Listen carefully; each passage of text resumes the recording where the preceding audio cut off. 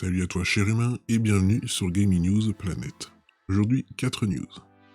3 nouveaux éditeurs pour l'E3 2021, un nouveau record pour Hyrule Warrior, de nouvelles informations pour Ratchet & Clank Rift Apart, et une controverse pour EA et FIFA 21.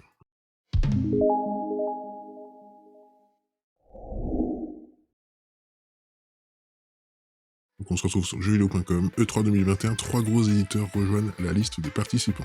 Plus grand rendez-vous vidéoludique de l'année, l'E3 revient en 2021. Le salon a annoncé son retour au début du mois d'avril, et continue de mettre à jour la liste des éditeurs qui y participeront en juin prochain. C'est un événement incontournable de la scène du jeu vidéo. L'E3 réunit chaque année toute l'industrie vidéoludique à Los Angeles, que ce soit les fans, la presse ou encore les éditeurs. C'est à cette occasion que ces derniers révèlent souvent leurs plus gros projets. En 2019, nous apprenions la date de sortie, maintes fois repoussée après, de Cyberpunk 2077, avant de découvrir que Breath of the Wild 2 était en développement. Un rendez-vous qui n'eut pas lieu en 2020. Crise sanitaire oblige, les événements physiques n'ont pas pu se tenir. Mais il revient dès cette année. En début de mois, l'E3 a annoncé son retour. Le salon se tiendra de manière numérique du 12 au 15 juin prochain. Mais avec qui? Depuis le 6 avril, la liste des éditeurs s'allonge de bout en bout. Nintendo, Microsoft, Capcom, Konami, Ubisoft, Tech2, Warner Bros et Koch Media ont été les premiers à indiquer leur participation. Tandis que Ubisoft a suivi peu de temps après, ainsi que Square Enix. Aujourd'hui, on apprend qu'Activision, nouveau Call of Duty, Sega, Total War Warhammer 3 et Bandai Namco, Tales of Arise et Elden Ring seront aussi de la partie, comme le recense la liste des participants disponibles sur le site officiel de l'E3. Depuis 2019, Sony décide d'organiser sa conférence de son côté. Toujours sur jeuxvideo.com, Hyrule Warrior continue de battre des records. Encore plus fort, sorti en novembre dernier, Hyrule Warrior continue de s'imposer comme l'un des museaux du moment. Le titre, développé par Koei Tecmo, a vu ses ventes augmenter depuis décembre dernier. Série de jeux alternative de la mythique licence The Legend of Zelda, Hyrule Warrior voit son premier épisode sortir en 2014. Il propose toujours d'incarner Link, le héros traditionnel de la saga, affronter des hordes d'ennemis sur un champ de bataille gigantesque, critère propulsant le jeu dans la catégorie des museaux. Or, ce genre de jeu a été popularisé par les Dynasty Warriors, développés par Koei Tecmo, et reste de niche, et peu joué, jusqu'à la sortie récente d'Hyrule Warrior, l'ère du fléau. C'est le deuxième épisode de la saga, se déroulant 100 ans avant les événements de Breath of the Wild. Sorti en novembre dernier, le titre est aussi développé par Koei Tecmo. À l'occasion de dévoiler son bilan financier, le développeur fait état de 3,7 millions d'unités écoulées, contre 3,5 millions en décembre dernier. Il reste à ce jour le museau le plus vendu de l'histoire du genre. Un chiffre qui ne devrait pas en rester là pour autant. Lors du Nintendo Direct de février, du nouveau a été annoncé pour le titre. Un pass d'extension a été révélé et apportera un contenu inédit réparti sur 3 périodes différentes. La première aura lieu le 28 mai prochain et offre une nouvelle arme et une nouvelle tenue pour Link. Une deuxième vague en juin intégrera de nouveaux personnages, types d'armes ou encore d'ennemis. La dernière est prévue pour novembre et comprend de nouveaux stages ainsi que de nouvelles capacités pour les personnages déjà existants. On se retrouve sur GamerGen, Ratchet & Clank Rift Apart rivette la Lombax officiellement introduite dans un détonnant trailer de gameplay. Un state of play prévu pour ce jeudi. Plusieurs extraits de la bande-son ont été partagés et le compositeur dévoilé, dont le nom devrait parler aux fidèles de l'éditeur. Cette année, Insomniac Games va encore nous régaler et ce ne sera pas avec Spider-Man. Non, le studio va enfin nous proposer une aventure inédite du plus célèbre Lombax et de son coéquipier robotique, avec Ratchet & Clank Rift Apart. Sa sortie approchant à grands pas désormais, il est temps de passer à la vitesse supérieure.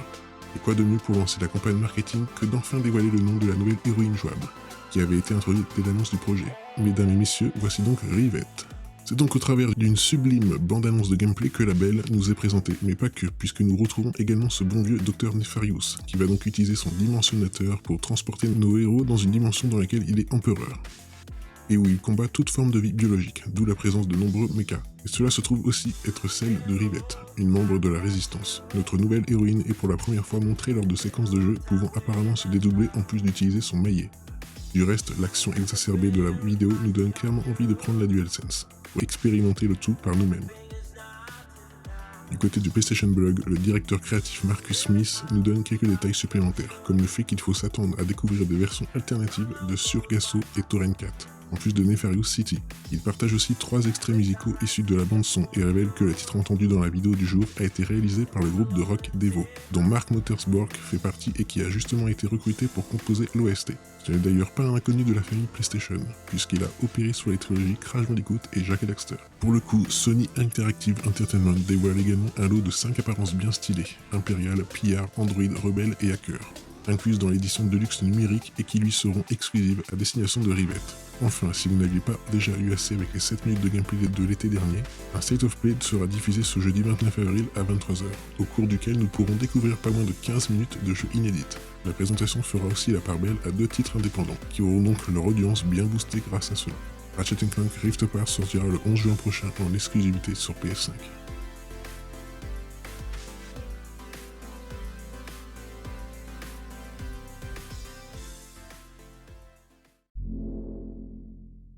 Et enfin, de nouveau sur jeuxvideo.com, FIFA 21, EA encouragerait les joueurs à aller sur FUT.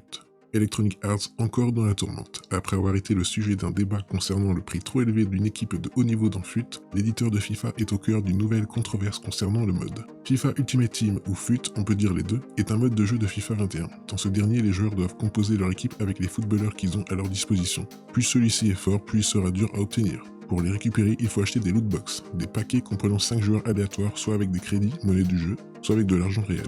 Un débat enflammé a eu lieu à ce sujet il y a un mois. Un utilisateur de Twitter avait estimé qu'il fallait 1656 heures de jeu pour parvenir à construire la meilleure équipe possible sans dépenser ses deniers. Aujourd'hui, une nouvelle polémique enfle à ce sujet. EA voudrait conduire les joueurs à plus utiliser FUT qu'un autre mode. Un document d'EA, l'éditeur du titre, fourni par un insider à la CBC, Last Story. Il date d'avant l'été 2020 et prépare la sortie de FIFA 21, disponible depuis le 5 octobre. Comprenant à l'origine 54 pages, 2 seulement ont été retenues. L'une d'entre elles indique que FUT est la pierre angulaire et que nous devons faire tout ce qui est en notre pouvoir pour y amener les joueurs, tandis que l'autre mentionne que tous les chemins mènent à FUT.